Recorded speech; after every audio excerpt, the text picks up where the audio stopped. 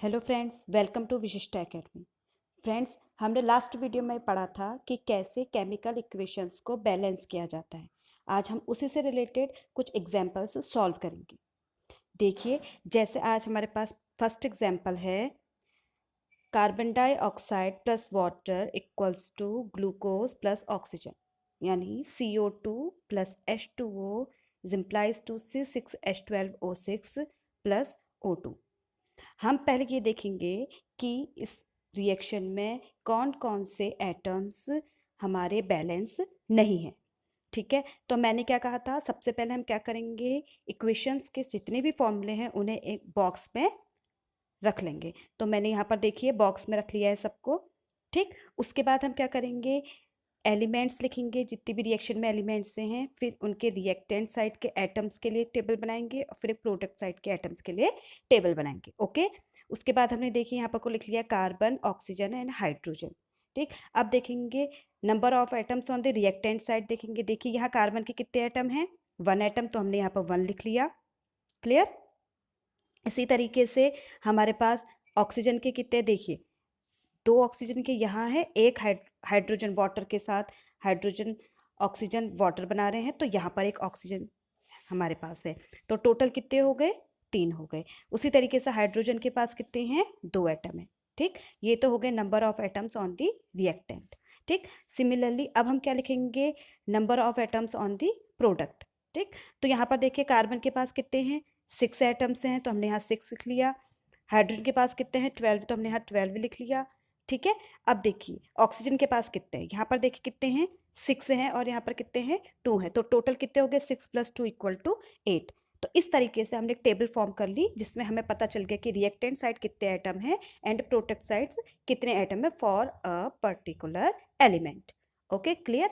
अब इसके बाद हम क्या करेंगे, हमने कहा था जिसके पास मैक्सिमम नंबर ऑफ एटम्स हैं आइदर ऑन दी रिएक्टेंट और प्रोडक्ट साइड। ठीक, तो हम देखेंगे किसके पास नंबर ऑफ एटम्स ज़्यादा है। हमें क्लियरली दिख रहा है कि हाइड्रोजन के पास नंबर ऑफ एटम्स ज़्यादा है ऑन दी प्रोडक्ट साइड, तो हमने वो एलिमेंट को सेलेक्ट कर लिया। ठीक है, उसके बाद हमने देखा कि रिएक्टेंट साइड कितने हैं, 2 एटम्स हैं और प्रोडक्ट साइड 12 हैं, तो हम क्या करेंगे, मैंने बताया था इनिशियल फाइनल बताया था, उसी तरीके से इनिशियल हो गया 2 और 12, और फाइनल करने के लिए रिएक्टेंट के एटम्स को 6 से मल्टीप्लाई करेंगे, बिकॉज हमें पता है 2 को 12 में कन्वर्ट करने के लिए हमें कितने से मल्टीप्लाई करना पड़ेगा, 6 से मल्टीप्लाई करना पड़ेगा। क्लियर।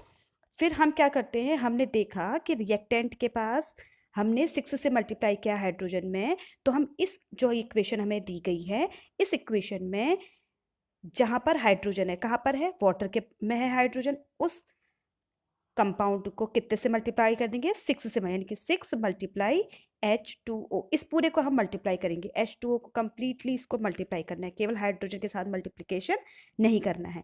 क्लियर। इसके आगे हम देखते हैं, अब अगेन हम फिर से क्या करेंगे, हम एलिमेंट्स को सेलेक्ट करेंगे। अब देखिए हमारे हाइड्रोजन बैलेंस हो गया, अब हम हाइड्रोजन नहीं देखेंगे, अब हम देखेंगे other than the hydrogen, it means carbon and oxygen. Clear. फिर हमने क्या किया, यहाँ पर से अब हम इस इक्वेशन का यूज़ करेंगे। अब वो इक्वेशन हमारे लिए क्या हो गई, वैलिड नहीं है। अब हम इस इक्वेशन को देखेंगे, तो इसमें कार्बन के एटम्स कितने हैं, 1, ऑक्सीजन के देखिए 2 यहाँ पर। अब देखिए ऑक्सीजन के पास कितने हैं, यहाँ पर 2 हैं, और यहाँ पर को कितने हो गए, 6, तो कितना हो गया, 6 + 2 = 8। ठीक, उसी तरीके से on the right side product में हम ये देखेंगे कि कार्बन के पास कितने एटम से हैं, 6 एटम हैं। ठीक, एंड ऑक्सीजन के पास देखिए 6 और 2, तो 6 + 2 = 8, तो हमने इस तरीके से लिख लिया। अब देखिए हम कहते हैं कि हमें क्या सेलेक्ट करना होता है, वो एलिमेंट जिसके पास मैक्सिमम नंबर ऑफ एटम्स होते हैं। अब यहाँ मैक्सिमम नंबर ऑफ एटम्स किसके पास है, ऑक्सीजन के पास। पर देखिए रिएक्टेंट एंड प्रोडक्ट दोनों side number of atoms equal हैं, तो हम इसको अब सेलेक्ट नहीं करेंगे। तो हम सेलेक्ट किसको करेंगे, हम सेलेक्ट करेंगे कार्बन को, क्योंकि हमारे पास कार्बन ही बचता है। अब देखिए कार्बन में रिएक्टेंट के साइड कितने एटम थे, 1, प्रोडक्ट में 6, तो हमें 1 को 6 में कन्वर्ट करना है, तो किससे मल्टीप्लाई करेंगे, 6 से मल्टीप्लाई करेंगे। क्लियर। तो इस तरीके से हम क्या करेंगे, अब जो हमारे पास इक्वेशन थी ना, ये वाली इक्वेशन, इस इक्वेशन को हम CO2 को कितने से मल्टीप्लाई कर देंगे, 6 से मल्टीप्लाई कर देंगे। क्लियर। क्लियर हो गया ना। अब देखिए, अब हमने देखा, अब हम यहाँ पर को देखते हैं कि सारे के सारे एलिमेंट के एटम्स का बैलेंस हुए हैं या नहीं। ठीक है, तो देखिए यहाँ पर को कार्बन है, कार्बन के 6, यहाँ कार्बन के 6, यहाँ ऑक्सीजन के देखिए 6 × 2 + 6, यहाँ पर को 6 × 2 मैंने यहाँ से किया, यहाँ पर 6 एलिमेंट एटम्स और थे तो मैंने इसको कर लिया, तो टोटल कितना हो गया, 18 हो गया। क्लियर। अब 18, अब हम यहाँ देखते हैं कि यहाँ 18 है, देखिए यहाँ 6 है, यहाँ 2, इसका मतलब 18 नहीं है। अब नेक्स्ट हम देखते हैं, नेक्स्ट हमारे पास होता है हाइड्रोजन। हाइड्रोजन कितने, 6 × 2 = 12, यहाँ आपको देखिए 12। अब यानी कि हमें फिर से किसको बैलेंस्ड करना है, हमें बैलेंस करना है ऑक्सीजन को। क्लियर। तो हम फिर से वही करेंगे, इनिशियल लिखेंगे, फाइनल लिखेंगे एलिमेंट ऑक्सीजन का। ठीक, उस फिर देखेंगे हम रिएक्टेंट। अब मैंने रिएक्टेंट पर क्या बताया था, यहाँ पर को 6 × 2, तो 6 × 2 12, फिर यहाँ पर को कितने थे, 6 और थे 6 और, तो कितने हो गए, 18 हो गए। ठीक, प्रोडक्ट में देखिए 6 + 2 8 हो गए। क्लियर हो गया। फाइनल का हम बनाएंगे। अब देखिए यहाँ पर को 18 है और यहाँ पर 8 है, तो 8 को हमें 18 बनाना है। अब कैसे बनाएंगे, थोड़ा सा हम कॉमन सेंस लगाएंगे। देखिए अगर मैं 6 को 2 से मल्टीप्लाई कर दूँ, ठीक है, 6 को 2 से मल्टीप्लाई कर दूँ, यहाँ पर को देखिए, मैं यहाँ पर को कह रही हूँ जैसे हमारे पास यहाँ पर ऑक्सीजन 2 है, ठीक, इसको मैंने 6 से मल्टीप्लाई कर दिया, इस ऑक्सीजन को 6 से मल्टीप्लाई कर दिया और 6 हमारे यहाँ पर को ये आ गए, तो 6 × 2 + 6 कितना हो गया, टोटल 18। इट मीन्स हमें जहाँ पर ऑक्सीजन के 2 एटम्स हैं वहाँ पर कितने से मल्टीप्लाई करना है, 6 से multiply. It means right hand side हमने ऑक्सीजन मॉलिक्यूल को किससे मल्टीप्लाई करना है, 6 से मल्टीप्लाई करना है। तो फाइनल हम ये देखते हैं कि जब हमने ऑक्सीजन को 6 से मल्टीप्लाई कर दिया तो हमारी एक बैलेंस्ड केमिकल इक्वेशन आती है जिसमें कि सारे के सारे एलिमेंट्स के एटम बैलेंस्ड हो गए हैं। क्लियर। ठीक है, अब हम एक और एग्जांपल देख लेते हैं। हमारे पास एक और एग्जांपल है, मैंने ये एनसीईआरटी से लिया है क्वेश्चन। ठीक है, तो इसमें देखते हैं हम, देखिए barium chloride + aluminium sulphate is implies to barium sulphate + aluminium chloride, ये वर्ड इक्वेशन है। ठीक है ना, मैंने वर्ड इक्वेशन बताई थी। अब मैं इसको सिंबॉलिक इक्वेशन पे लिख रही हूँ, देखिए मैंने यहाँ पर लिखा भी है। तो सिंबॉलिक इक्वेशन में क्या हो गया, BaCl2 + Al2SO4 का whole thrice is implies to BaSO4 + AlCl3। देखिए स्टूडेंट्स, हम ये 9th क्लास में पढ़ लेते हैं कि हमें किस तरीके से वर्ड फॉर्मूले को सिंबॉलिक फॉर्मूले में कन्वर्ट करना होता है। अगर हमें याद नहीं है तो मैं एक नेक्स्ट वीडियो बनाऊंगी जिसमें मैं ये बताऊंगी कि किस तरीके से हम फॉर्मूले बनाते हैं। ओके, तो हमने यहाँ पर फॉर्मूला बना दिया। अब हम देखेंगे इसको हमें बैलेंस करना है। बैलेंस करने के लिए हम सबसे पहले देखेंगे कि किस किस से हमें बैलेंस करना है। देखिए यहाँ बेरियम 1 है, यहाँ भी बेरियम 1 है, ये तो बैलेंस्ड है। यहाँ क्लोरीन 2 है, यहाँ क्लोरीन 3 है। इट मीन्स हमें ये इक्वेशन बैलेंस करनी है, हमें एक से ही पता चल गया। ठीक है, देखिए हम आगे को देखते रहते हैं। जैसे एक अगर जैसे हमें देखिए इक्वल मिल गया था, हम ऐसा नहीं सोचेंगे इक्वल है तो पूरी इक्वेशन इक्वल होगी, बैलेंस्ड होगी, नहीं, हमें यहाँ पर को फिर आगे को देखना होगा। जैसे मैंने यहाँ क्लोरीन को देखा तो मुझे पता चल गया ये बैलेंस्ड नहीं है, तो हम क्या करेंगे, अब हम स्टेप आगे बढ़ेंगे। क्लियर, तो हम इसमें क्या करेंगे, मैंने कहा सबको बॉक्सेस बंद कर देना, बॉक्सेस से बंद कर दिया। उसके बाद मैंने सारे एलिमेंट्स के नेम लिख लिए, उनके रिएक्टेंट एंड प्रोडक्ट साइड के नंबर ऑफ एटम्स लिख लिए। इतना क्लियर। अब इसके बाद हम देखते हैं किसके पास सबसे ज़्यादा नंबर ऑफ एटम्स है। क्लियरली दिख रहा है ऑक्सीजन के पास नंबर ऑफ एटम्स ज़्यादा हैं, तो हम क्या करेंगे, ऑक्सीजन को सेलेक्ट कर लेंगे। क्लियर, हमने ऑक्सीजन को सेलेक्ट कर लिया। ठीक, इसके बाद हम क्या करेंगे, ऑक्सीजन के इनिशियल नंबर ऑफ एटम्स लिखेंगे in reactant and product. Reactant and product में इनिशियल नंबर ऑफ एटम्स मैंने ये लिख लिया, यहाँ से देखिए 12 एंड 4। अब हमें पता है कि हमें बैलेंस करना है, तो 12 को हम 4 पे तो कन्वर्ट कर नहीं सकते, तो 4 को 12 में कन्वर्ट करेंगे। और 4 को 12 में कन्वर्ट करने के लिए कितने से मल्टीप्लाई करेंगे, 3 से। तो 4 × 3 = 12, यानी प्रोडक्ट साइड हमने कितने से मल्टीप्लाई किया, 3 से मल्टीप्लाई किया। किसे मल्टीप्लाई किया, ऑक्सीजन को। तो अब हम इस रिएक्शन में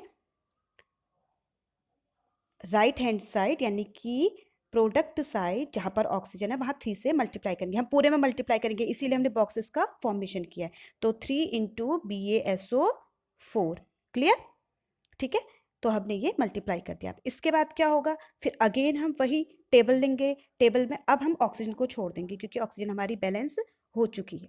ठीक, इसके बाद मैंने फिर से लिया बेरियम, क्लोरीन, एल्यूमिनियम, सल्फर, ये 4 के 4 मैंने फिर से लिए। ऑक्सीजन को छोड़ दिया, number of atoms reactant side लिखे और number of atoms product side के लिखे, और हम वो ये यहाँ से लिखेंगे, हम इनिशियल इक्वेशन से नहीं लिखेंगे, जो इक्वेशन हम मॉडिफाई करते जा रहे हैं वहाँ से लिखेंगे। क्लियर? उसके बाद हम क्या करेंगे कि उसके बाद फिर हम देखेंगे कि नंबर ऑफ एटम्स किसके ज़्यादा है। अब देखिए यहाँ पर को एक चीज़ ध्यान देने की है। देखिए नंबर ऑफ एटम सबसे ज़्यादा सल्फर में है और क्लोरीन में है, दिख रहा है, पर हम सल्फर को सेलेक्ट नहीं करेंगे। क्यों? क्योंकि इसके number of atoms in reactant and number of atoms in product दोनों साइड इक्वल है, तो इसे हमें सेलेक्ट अब नहीं करना है। अब हमारे पास कौन बचा? क्लोरीन, तो हम क्लोरीन को सेलेक्ट करेंगे। Okay, clear? नाउ अब हम लिखेंगे number of atoms of chlorine initial में कहाँ? Reactant side and product side, दोनों साइड हमने देखा। अब देखो बेटा, यहाँ मैं ना 2 को 3 में कन्वर्ट कर सकती हूँ, ना 3 को 2 में, तो मैं इनका एलसीएम ले लूंगी। एलसीएम कितना होगा? 6 होगा। नाउ मैंने क्या करा, 6 एलसीएम लेते हुए दोनों साइड उसको बैलेंस किया, यानी कि 2 को जब मैं 3 से मल्टीप्लाई करूंगी तो 6, और 3 को 2 से मल्टीप्लाई करेंगे 6। अब हमने ध्यान रखना है कि रिएक्टेंट साइड जब हम क्लोरीन को मल्टीप्लाई करेंगे तो वो 3 से करेंगे, और प्रोडक्ट साइड किससे मल्टीप्लाई करेंगे? 2 से। क्लियर? तो देखिए यहाँ पर को हम रिएक्टेंट साइड देखेंगे कि क्लोरीन कहाँ है? बेरियम क्लोराइड के साथ है, ठीक है, और यहाँ कितना है? एल्यूमिनियम क्लोराइड के साथ है। तो यहाँ बेरियम क्लोराइड को 3 से मल्टीप्लाई कर देंगे और एल्यूमिनियम क्लोराइड को 2 से मल्टीप्लाई कर देंगे। ठीक, यहाँ पर हमने ये देखा। अब हम देखते हैं कि अब कुछ और भी बचा है जहाँ जो हमें बैलेंस करना है। देखिए ऊपर अगर हम ध्यान दें तो हमारे पास 2 चीज़ें थी ना, क्या थी? क्लोरीन एंड एल्यूमिनियम, जो बैलेंस करने बाकी थे। इधर देखिए ये तो हमारे बैलेंस हो गए, बेरियम सल्फर भी हमारे बैलेंस हो गए। कौन बचे? क्लोरीन एंड एल्यूमिनियम बचा, ठीक है। अब इन दोनों को बैलेंस करना था तो हम क्लोरीन को बैलेंस कर रहे थे, तो देखते हैं क्लोरीन के बैलेंस करने में क्या एल्यूमिनियम भी बैलेंस हो गया, ठीक है। तो हम नंबर ऑफ एटम्स यहाँ कंपेयर करेंगे on the reactant and product side, ठीक।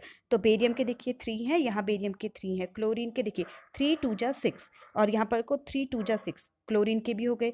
एल्यूमिनियम के देखिए 2 है, यहाँ भी एल्यूमिनियम के 2, और सल्फर के देखिए यहाँ देखिए जब हम लिखते हैं ना SO4 का होल थ्राइस, इसका मतलब होता है कि ये 3 S के लिए भी फॉलो हो रहा है और ये 3 O4 के लिए भी फॉलो हो रहा है। इट मीन सल्फर के कितने हो गए? 3 हो गए, ठीक है। तो यहाँ पर को सल्फर के भी 3 हो गए, और यहाँ सल्फर के देखिए ये 3 हो गए। ऑक्सीजन के देखिए 12 हो गए, ऑक्सीजन के 12 हो गए। तो इस तरीके से हमारी केमिकल रिएक्शन बैलेंस हो गई। आई होप आप लोग को समझ आया होगा। कुछ और क्वेश्चंस की प्रैक्टिस कीजिए, आपको आ जाएगा। Thank you for watching.